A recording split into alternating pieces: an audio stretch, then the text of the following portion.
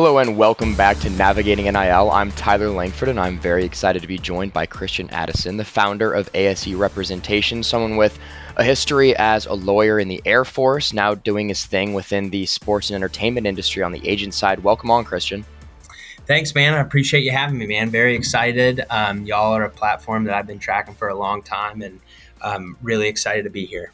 Yeah, totally. I think the agent and NIL overlap, the way that they interact with each other is very interesting, right? Because it feels like agents and college sports have been forced, apart for so long. And now you've got this paradigm shifting, here comes NIL, right? And you're right in the thick of it. You're starting, your representation firm, you're getting going in the private sector. What was it like for you, when NIL hit? How did that, change the way that you have to do business? How did it change your duties? How did you approach the world of NIL?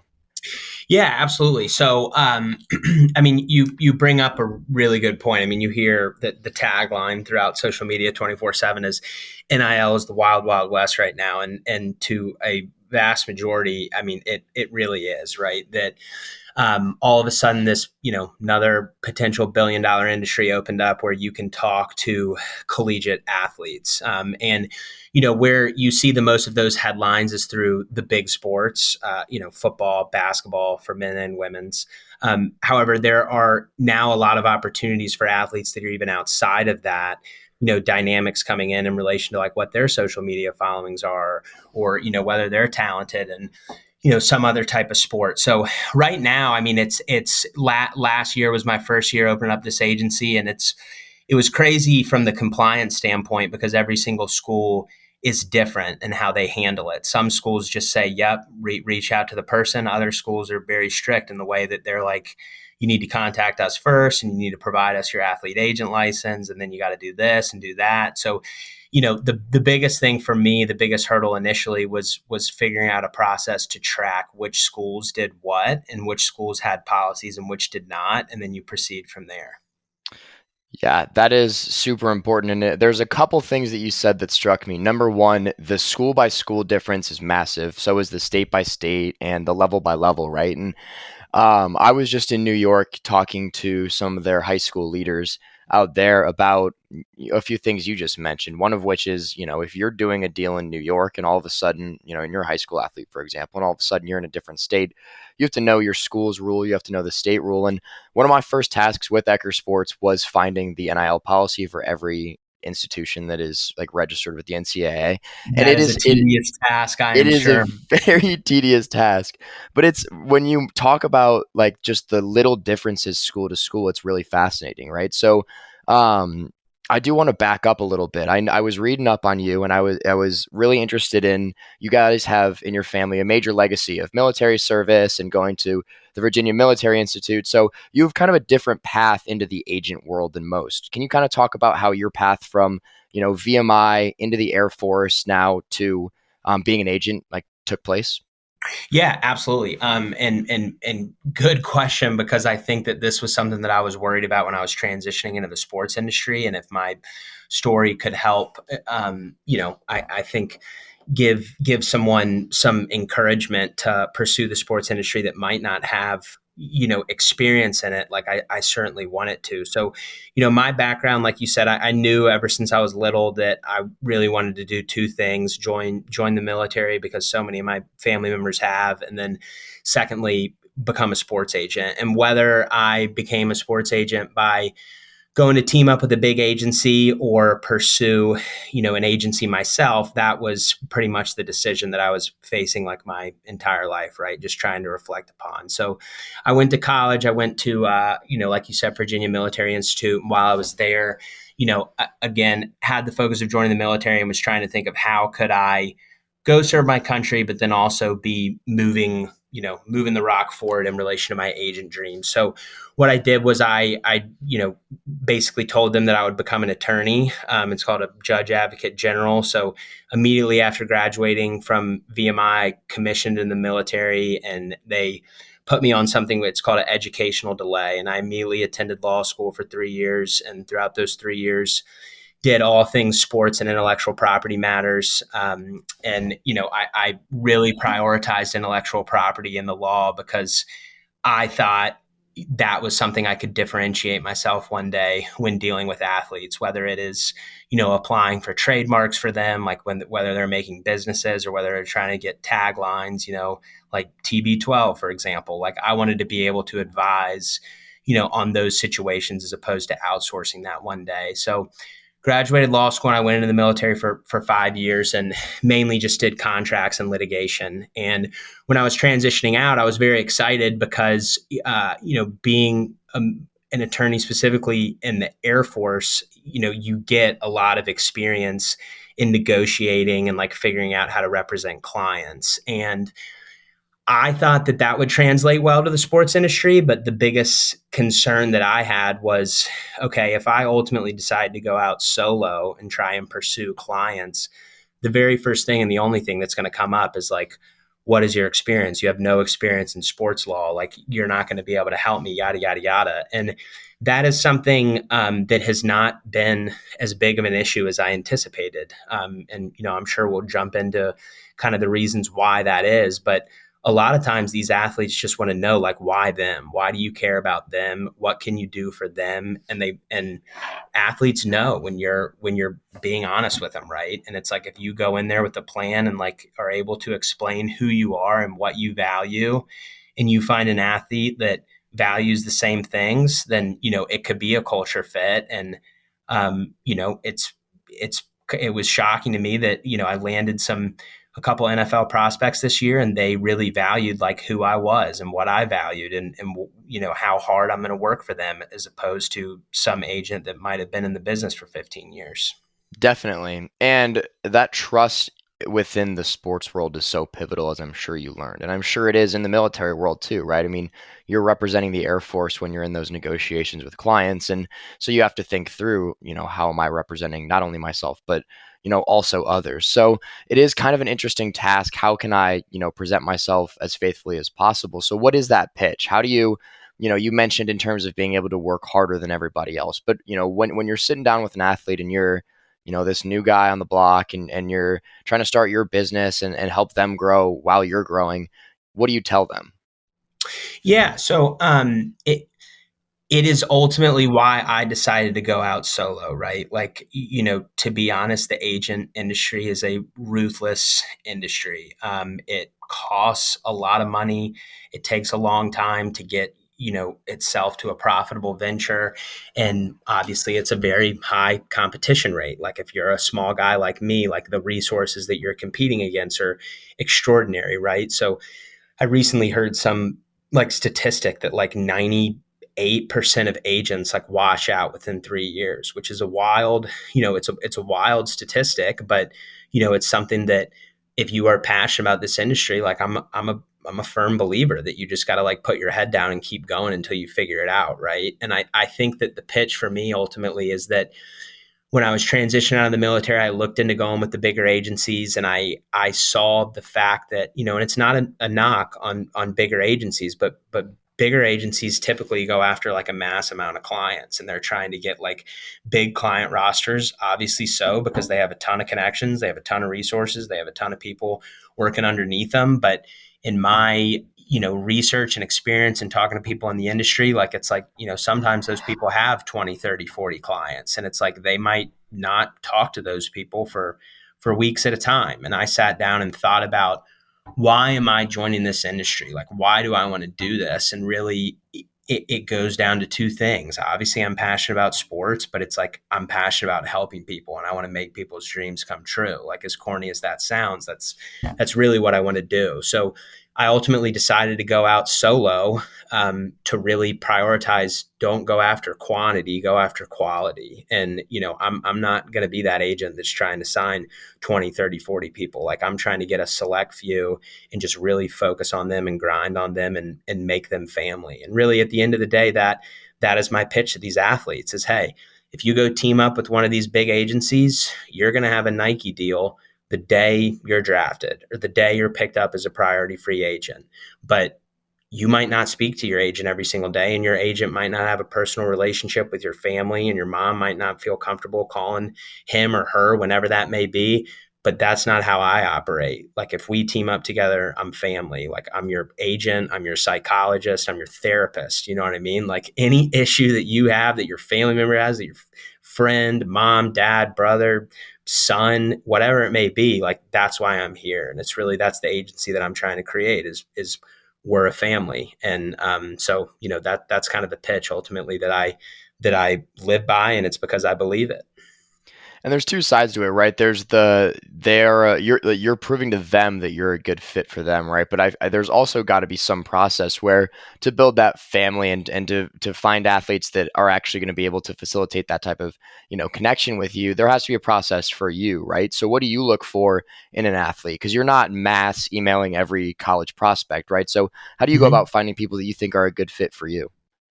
Yeah. So great question. So my agency is split up into three sectors. I have a professional sports sector. I have a collegiate sport, NIL, and then I have an entertainment sector. And on the professional side, I pursue football, golf, and lacrosse. And then on the NIL side, this last year, I have really pursued any industry that, where it's an athlete that I really believe in. And when I mean believe in, I mean whether it is their future as a professional athlete, or whether I think they're very marketable, or whether I just think that they're like a good person that's looking for help, that's trying to do some good.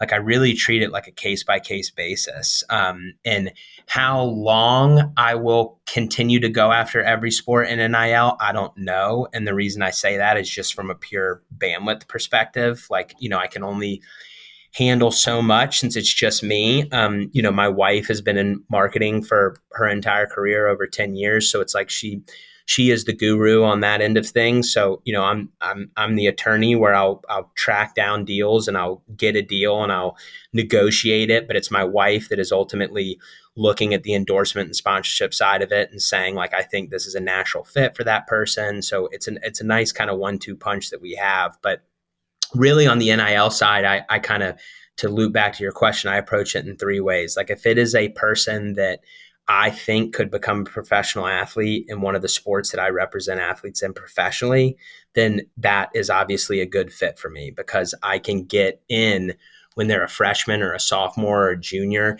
and start crafting their brand at that age. And that is something that is just like that people don't talk about in NIL enough. You often see the tagline on social media of like, these athletes are making how much money? And it's like, some people are like, awesome, like, go athletes. And then there's Right. other people that are like, this is ruining collegiate Yeah, sports. this And is it's like, terrible. yeah. And it's like, that is always the conversation. And it's so frustrating because, like, especially when people are trying to go pro, it's like, these people now have an additional 1 to 4 years to start like creating their brand and like creating a business, so that when they hit the league, like, they are really ready to monetize that. And it's like that is something that is really special in the industry. And then obviously, like, a pure marketability standpoint, that's something that I look at, because the fact of the matter is that brands want people who have large social media followings. Like, it's crazy that some person who, might be like a third string in, like volleyball, for example, she can make more money via NIL than like a starting guard, a starting offensive guard on Alabama that might go second round. And the reason is because that volleyball player has 120,000 Instagram followers, when, the offensive guard for Alabama has 7,000 followers. And, Right. that's something that's very interesting about, in NIL in that regard. And then I think the third thing that I really think about is what their intent with NIL is. I live in Charleston, South Carolina. College of Charleston just had a historic basketball season, and there's a freshman on their team. And he approached me and he said, hey, like, I'm a freshman, like, I don't play a lot, but I'm a type 1 diabetic. I am playing D1 basketball now. And it's really important to me that I basically advocate to the world and younger athletes that if you're a type 1 diabetic, don't be discouraged. You can make it at the biggest level. And, that's something where I was like, oh my God, like that's powerful, man. So what did we do? He had a relationship with JDRF, which is the world leading diabetes foundation. And we approached JDRF and we said, look, this his name's Spencer Legg. Like he wants to voice his story. He wants to tell the world that like he is a type 1 diabetic, but you can become an athlete of this nature. So JDRF was all about it. And they're like, this is amazing. We can use him as a spokesperson. So next thing you know, they have all this content up. They post Spencer and that thing went absolutely viral. And it's like all these people are commenting on it like, you just inspired my son, or like you inspired me, or like my 4-year-old like wants to start playing basketball after seeing this. And it's like that's the part of NIL that people never talk about really is like leveraging like medical causes, philanthropic causes, like all of that stuff. And that stuff happens everywhere. And it's unfortunate that somehow it always goes back to the money argument and Totally. complaints about that. Totally. And that's what for so a few things. Number one, my roommate is a type one, and so I know of that deal because I remember he was a big fan of that because Lag and then Isaac Trout did. Yeah. Who's a 5-star who just transferred to Creighton where I go is type one as well and just did a deal. So it is cool to see things like that. And you've got guys like Will Shipley who bought out basic or who did a deal with an apartment complex and got his friends, free housing for the rest of their college tenure. And a guy we've got coming on, Josiah Dotzler, does a lot within the Omaha community. And there's a ton of it. And also, you mentioned it, like there's so many different things that athletes can leverage and make money from. And what I tell athletes and what our message to athletes from Ecker Sports is like you said, you might be fantastic at a sport, but if you're a junior in college and you haven't really learned how to market yourself and leverage your brand, and there's 27 states where high school kids can make money on Yep. NIL. And there's Hmm. there's like there could be a senior in high school 4 years from now who's been doing NIL and building their brand for 4 years. By the time they're a senior in college, they've got 8 years of this marketability and this crafting their image. And, they've been building their profile for so long that they're going to naturally be more relevant than people who might play more, might have more stars, might have bigger, names when it comes to the media. But the second that social media hits, that's what matters. So Yep. how do you approach that conversation with athletes, right? Because I like to tell people, like, you've got the 1% of athletes that you're that good that everyone's going to come pay to wear their stuff, and then you've Yep. got the people who just understand how to be an influencer. So what does that conversation look like for you? How do you coach them on being that influencer? Yeah, no. And it's something that you really in professional football, or sorry, collegiate football right now, that the agent community, that is a point of discussion, is Mm-hmm. there are these people that could be backups that are making more money than the starters. And if both of those people get to the league, sometimes that person that might be a backup is like, hey, why is my contract not more than the guy I was behind? And it's like, well, because again, like NIL is not the league, right? Like there is a distinction between that. And, I don't really think we're seeing a lot of fallout from that, but I anticipate, especially as high school, level starts to make money too, and like, become more uniform throughout the country. Like I think that's even going to get worse when people are going from high school to college to the pros. And, the way that I handle that is, um, really, I think it does depend per sport, right? It matters if I am dealing with someone who is trying to become a professional or if I'm just dealing with a student athlete that is just using their NIL during the college years. With a professional athlete, it really sits down, you sit them down and you talk to them about the benefits of it, right? And showing them how someone that might not be as talented as them on the field, but prioritizes making content could make money that way, right? And it really depends on the athlete that you're dealing with, because there are a lot of athletes that are like, look, I'm not a social media guy. And if they are that way, that is completely fine if they're not a social media guy. But as an agent, you have to explain to them, look, if you're not a social media guy, this is the way I approach it is, if you're not a social media guy, I'm 100% in for that. You do you. I never want you doing something that is not your brand.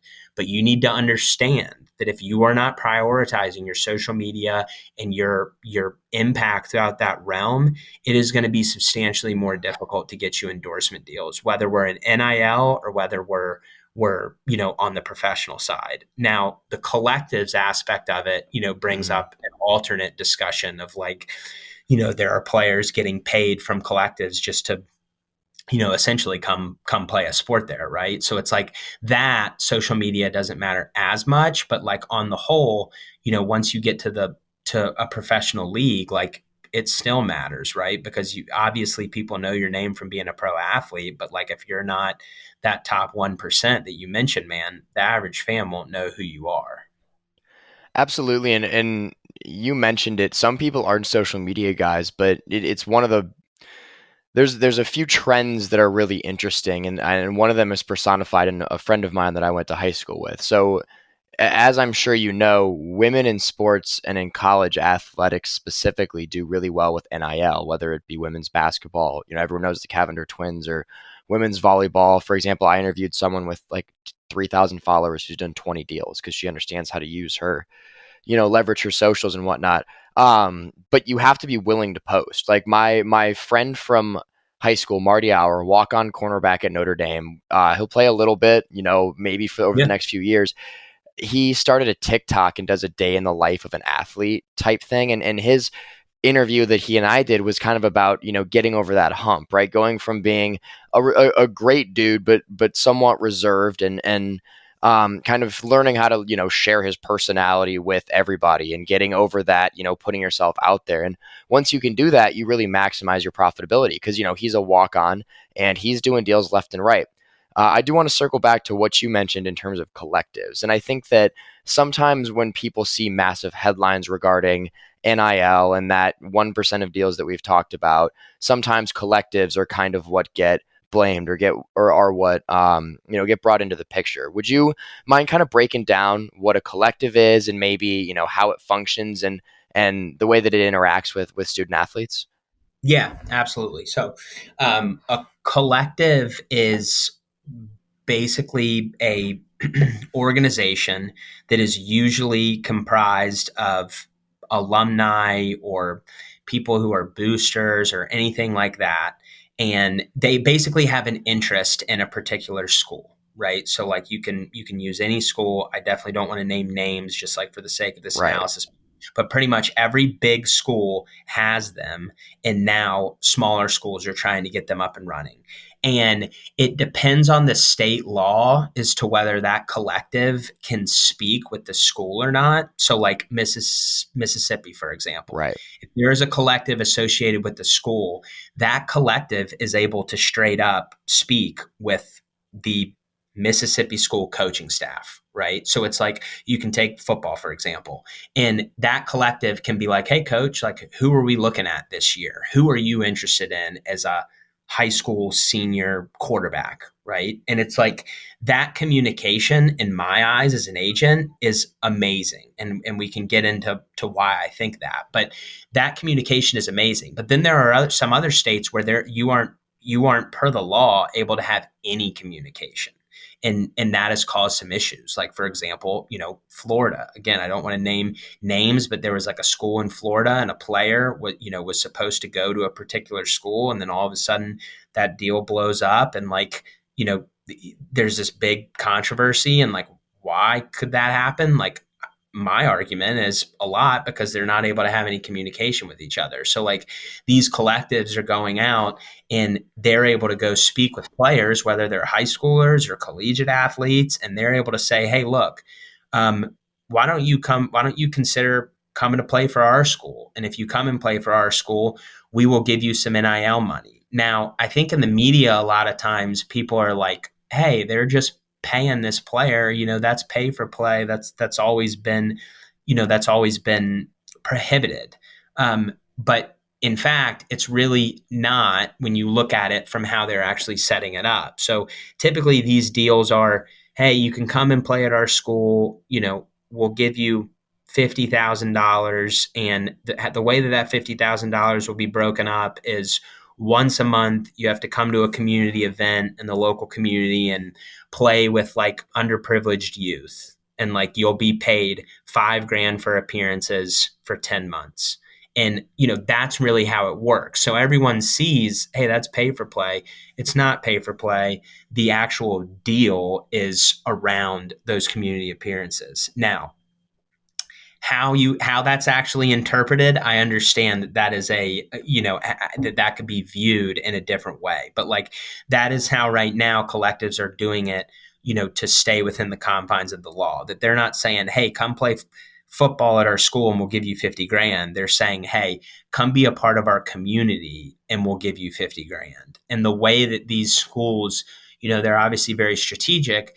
The way that these schools ensure that these players stay at their school is that they schedule these things throughout the entire year, right? Where like if to use the example in Mississippi, like if you got this NIL deal, they're going to put all of those events on a Wednesday in the middle of the week. So like if you tried to transfer to Iowa, like you're not going to be able to be at that community event. So like your NIL deal would null and void. So that's kind of how they're getting around it. Does that answer your question?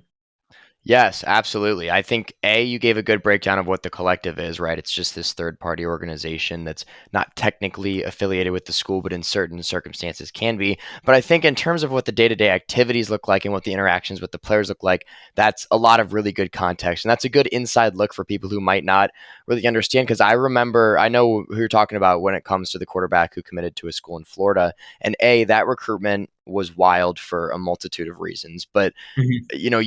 you saw the way that things leaked, and then people started backing out, and all of a sudden, this kid's no longer going to that school, and things can get dicey fast if that communication isn't there. And one example that I kind of think of is, you look at Texas A&M as a school that had one of the biggest signing days ever a couple years back, right? Signed the Yep. greatest class in the history of college football, but you got a lot of guys that are highly ranked making a lot of money, but if it doesn't gel within that team environment and that community isn't, that communication isn't there and that community isn't built, it's not really a sustainable environment. And we saw that, right? They didn't win. And so then you've got states like Alabama who repealed their NIL law, or Tennessee who made amendments to allow, various things.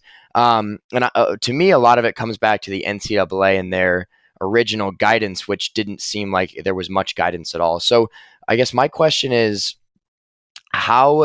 where does it go from here, right? You've got the NCAA allows NIL but doesn't give much context on it, and now the states are starting to regulate it themselves.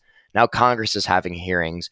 Where does NIL go from here? I know that's a very open-ended question, but Yeah, no, it's a great question, man. I think where it goes from here is twofold. One, I don't think the NCAA is ever getting back how they want it to be, right? Like I think if the NCAA tries to make a lawsuit again, like they are just going to lose handedly, right? Like this NIL thing, it should never have waited this long, right? Athletes should have been able to make money all along. Like it's very unfortunate that people weren't able to do that, but we can't be looking in the past. We got to look to the future, and it's amazing that collegiate athletes have the opportunity to do this now. So where does it go from here? I mean, I am very excited for these federal hearings. I mean, that is, I think, an issue in my eyes is that the guidance from them has been so limited. It's been a little confusing. I think for schools in particular, like they gave out some guidance, probably 6, 7 months ago that basically said that schools, kind of need to stay out of basically being involved with this stuff. And to be honest, what that's resulted in is I actually think it's a negative thing to the players. Is, before that guidance came out, schools were able to assist a player with understanding, the financial aspect of receiving money, and like helping them understand the tax consequences, and helping them like potentially create content to use for an NIL deal. And now like that stuff is being interpreted as it's not allowed. And who is harmed by that? The student athlete, unfortunately. And like NIL is where the student athlete should be being benefited the most. So I think that is a little confusing right now. And I'm excited for the congressional hearings to be going on, because hopefully we get a little more clarity. I think that where it's going is the athlete is either going to maintain what they currently have, or they're benefits are going to continue to increase. I think that this high school trend that, like you said, over 25 states now allow high school athletes, like that's amazing in my eyes, because there are high school athletes that should be making money. Like, there are so many sports that you could go to the league right out of high school: basketball, hockey, baseball, like all of those things. And again, there's going to be public policy arguments that, like, hey, should some 15 or 16-year-old be making, that's really like the face of a sport one day? Should they be making millions of dollars? Like, that's really bad for them. Well, you know, no, we just need to ensure that that individual has the resources to Right. actually take care of themselves. Totally. And that support system is key. And you can't have that support system unless, and this is why I'm majorly in favor of having actual agents like yourself being able to interact with these players, right? Because I guess people kind of approach the agent and athlete, collegiate athlete relationship from a cynical point of view, because for so long, like I said, like, you guys were fully kept separate, right? But if Mhm. you have these 15, 16, and even college aged kids who maybe don't have family members who have experience with this type of stuff, and they don't know to read up on certain rules, and like, where are they going to go for information, right? So if they can't consult with you or with someone who can actually give them answers and point them in an important direction, they can end up having what happened to the Florida quarterback, right? So it really, it's a big deal, and it really matters. So that's why education is so big. And TCU, I know, for example, is a school where they have their athletes take a course on NIL and all those taxes. Yep. But if you don't have that, or if you're not allowed to have that at the school, like, where do you go? So it is kind of interesting to think about that. 100%. And like, it's everyone is kind of loop back on the high school state issue, is that everyone right now, all of the talk is like, how can you trust these 18, 19, 21-year-old players, like, making all this money through NIL? Like, that's not good for them. And there's two rebuttals to that. One, that's already happening for people that are going pro at that age, and they're doing okay. And what do they have? They have agents, financial advisors, insurance broker. They have a team around them, right? So that, that certainly suggests that, like, that having a team around you helps. But then also, it's like, if people are worried about it now, it's only going to get worse, because what I think is that high school states are starting to realize, wait, if college players can make money, why wouldn't high schoolers be able to make money? Why wouldn't middle schoolers be able to make money? Why wouldn't, like, a 7-year-old in Pop Warner that's an absolute stud that, like, has gone viral over social media all the time, like, why can't they make money? And I think that conversation is starting to happen across the country. And really, where it is like, the Midwest, you can make money. Out on the West Coast, you can make money. The Northeast, you can make money. Really, what it is like, the Southeast and the Deep South is where you Yeah. can't make money. And you know I thought that they would be the last to turn all along. I actually thought that Texas would be along too, but, like, Texas just made something where if you're 18 years old, you can make money. So basically, high school seniors. And the way I see it is, that was the tipping point. All the what I need, thought, what I predicted was that if Texas, Florida, Georgia, or Alabama made any progress in allowing high schoolers, within the year, all of those states would turn to allow high schoolers. Because this is really what it is once one state in the Southeast starts, now DC just started letting high schoolers do it as well, but, like, if one state in the Southeast lets high schoolers start making money, what that's going to result in is all of the good athletes in the Southeast are going to move to that state. And it's like, for example, if Georgia's like, hey, all of our high school athletes can start making money. Do you know how many good athletes are in Florida in every single sport that are, like, 3 hours away? Like, if there's some kid that is, like, some unbelievable baseball player or basketball player or swimmer, whatever it is, their family's going to go, okay, we could live in Northeast Florida, or we could drive an hour and a half north, and our son or daughter could start making a ton of money. And once, in this example, once the state of Florida starts losing its athletes to a nearby Georgia, what are they going to do?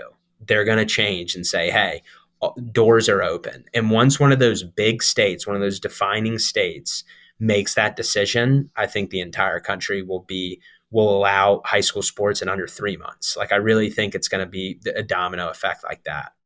Yeah, absolutely. And we are lucky to have a very good relationship with the guys at Texas. At THSCA does a really good job, and their state legislature I know is prioritizing this. So I know they're working hard on it, and I'm excited to see what happens because I agree. I mean, when you look at it, if you look at our map on our website that shows all the states that are allowed and not allowed, you have Louisiana, which was one of the first states in the country to pop and go green.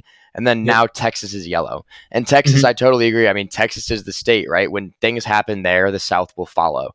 I mean, Yep. they are so talented. And a big reason for that is you mentioned exactly what's happening. The amount of kids from Texas that I've spoken to coaches in Texas, and they're like, this dude from my team has transferred to go play at Bosco or Mater Day. Like a four Yep. star in Texas is a 4 star in California. They can go make Yep. money in California though. So they're seeing it happen already. And like you said, when that neighboring state, when Texas and these massive schools are able to start bringing kids in from neighboring states, things are going to change. And I also really liked the point you made about why can't high schoolers make money? Like, what is the difference between the high school and the college in terms of amateurism, and then on down? And people get too caught up in the idea of a middle school athlete getting paid. It's like, no, we're not rewarding someone in middle school for being an athlete, or in high school for being an athlete, or even in college for being an athlete. You're rewarding them for facilitating a brand that they can leverage and make money off of, right? Yep. So that's where I do feel like, and things get twisted when it comes to NIL. 100%. And it's like, it is frustrating too. And I feel for these athletes because it's like, it seems like society is completely fine with some random 13-year-old becoming a YouTuber and all of a sudden making millions of dollars, just like YouTubing their daily life or like what it's like to be that age. But then the second that some person is throwing 95 miles an hour at the age of 14 and like Right. wants to start making money, people are like, no, just because you're a baseball player, like you can't make money. And it's like, it's not the same. Like it's the exact same situation. It's just they're doing it differently. And I think that what would be great is if the federal government, if they could find a way to provide more resources to student athletes, as I think that would be absolutely great. Like one, provide guidance from like a federal perspective as to what they think, and then two, find a way to start providing resources to student athletes because the fact of the matter is that if you're not going to go to an agent or you're not going to go to a financial advisor or you're not going to go to someone that can really explain the parameters to you of what's going to happen when you sign the dotted line, what's going to happen when that money hits your bank account, like all of that, like you need to speak to someone, right? Because like you can get yourself in hot water, unfortunately. Totally. And one thing, and as we wind down here, this is one of the last points I'll make and questions I'll ask. But I remember when the term influencer started getting thrown around, and I was in high school, and I always kind of cringed at that term. And then, you know, I picked up this job last January, and as you get more familiar with the NIL world, it seems to me that there really isn't much of a difference between the influencer economy and the NIL economy. So I'm curious what your thoughts on that are. Yeah, so it's a huge question, and it kind of it loops back to your original point about when you brought up like the marketability of females versus males. So, when I opened up my agency, I looked at the NIL realm for me, and I said, how can I use NIL? I can use it to help athletes craft their brands early, but I can also use it to try and start chasing down relationships with brands and endorsements that I can bring to not only my NIL athletes, but also my professional athletes. So when I was looking at how should I start targeting NIL, I said, who is more marketable in the current day, a male or a female? I said a female. I said a Easily. female is way more marketable nowadays. And I was like, okay, well, how can you make a female even more marketable? And then it's like social media following, the influencer, status, right? So when I started with NIL, I was like, man, like the athlete influencer emerge of that would be amazing because not only are they an athlete, so like a brand gets to say, hey, we're partnering with this track runner, but also they have a very large social media following. So it's like a brand can do so much with that. They can make her post about something about going on a run, or they can make her post about something about like being out on the boat or going out on the beach or going out to dinner, whatever it is. So, that is something that I really prioritize with my agency with getting up and running. And it's a really interesting point because now I think my discussions with brands when I'm speaking to them is this is a point that comes up a lot is like we view this person as an athlete or we view this person as an influencer because the rates are much different depending on what the brand is, what the product is, and what the marketing campaign behind it is.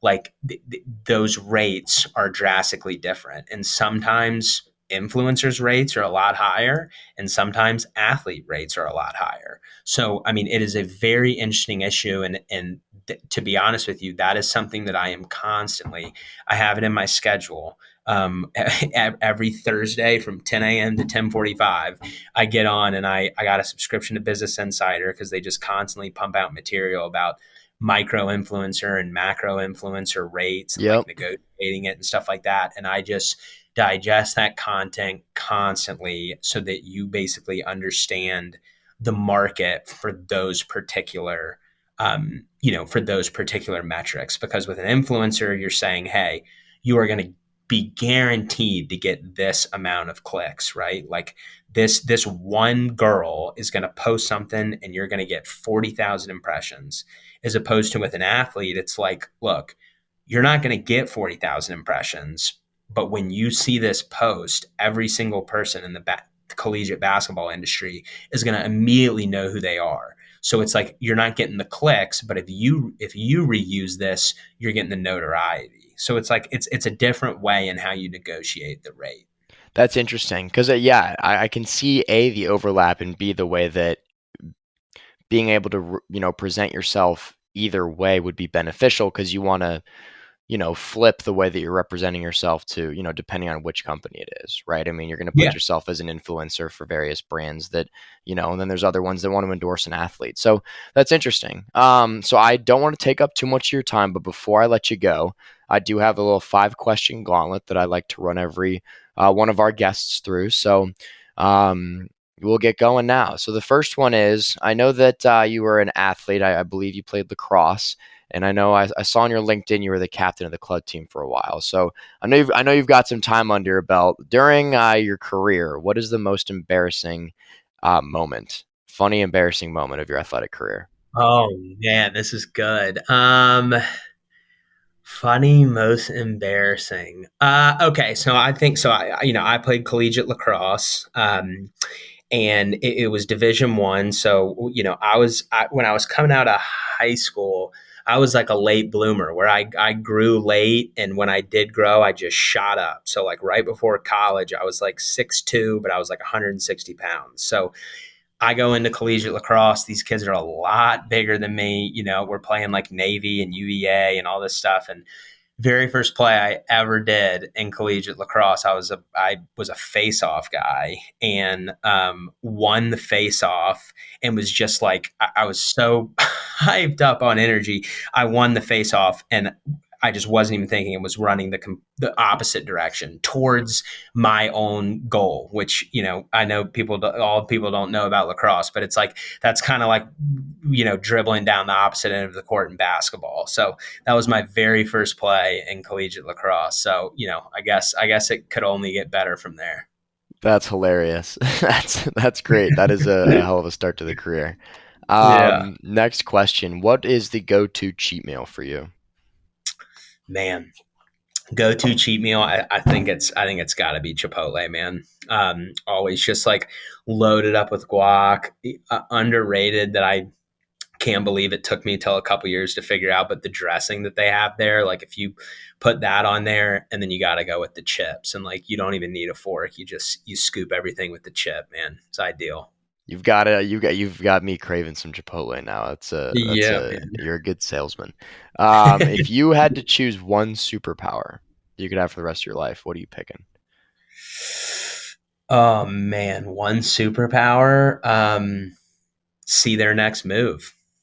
See into the future and like basically whoever I'm dealing with, whether it's a negotiation, whether it's someone that I'm trying to, I don't know, coordinate something with, like I guess see a few steps ahead, I so that like I could that. just always basically know what to do.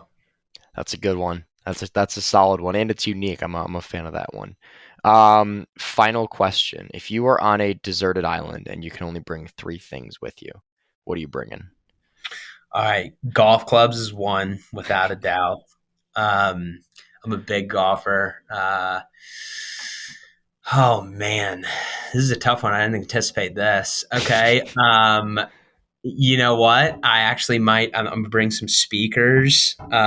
Bring some speakers so I can blare some music, and then hey, if I'm on a deserted island, I got to relax some. So probably just a very very large bottle of scotch. That you could just drink ever so often. Have the smallest amount, like when you need to relax.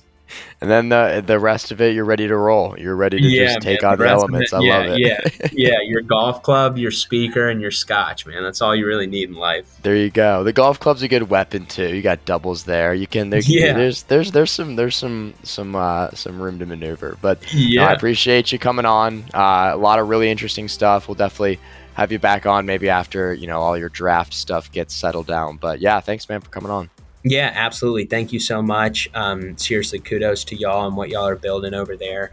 And very excited to stay in touch. We'll talk again soon. Yeah, absolutely. And everybody, I appreciate you guys for listening. Make sure to join us 2 weeks from now. We will have another wonderful episode up for y'all. So enjoy the rest of your week.